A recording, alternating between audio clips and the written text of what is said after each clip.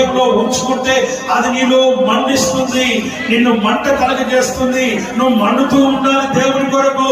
దేవుడి కొరకు నువ్వు జీవిస్తున్న జీవితం, ఈ లోకానుసరమైన జీవితం నువ్వు జీవిస్తే, ఈ లోకానుసరమైన బ్రతుకును బ్రతికితే ఈ లోక ఆలోచనలే ఉంటాయి, లోక తలంపులే ఉంటాయి. వాక్యం అంటుంది లోకము దాని ఆశయం గతించిపోవును.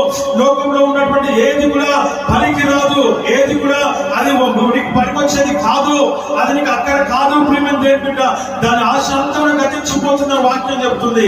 లోకంలో ఉన్నదంతా కూడా శరీరాశ, నేత్రాశ, జీవపు డబ్బు అవి దేవుని వల్ల పుట్టినవి కావని వాక్యం చెప్తుంది. మనం ఏం చేస్తున్నాము?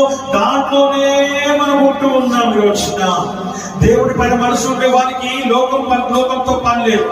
దేవుడి పైన మనసు ఉండే వారికి ఈ లోకంలో ఉన్నటువంటి వాటి విషయంలో వారికి ఆశ ఉండదు, కోరిక ఉండదు. దేవుడితో ఉండే వారికి జీవితంలో దేవుడు మాత్రమే ఉంటాడు తప్ప లోకంలో ఉన్న వాటి విషయంలో ఆసక్తి గాని, ఆశ గాని, కోరిక గాని వారికి ఉండదు. అలాంటి వాడే నీతిమంతుడు. ఆ నీతిమంతుని ప్రార్థనే దేవుడు వింటాడని వాక్యము ద్వారా మనం ఇక్కడ గమనిస్తూ ఉంటూ ఉన్నాము. హల్లెలూయా.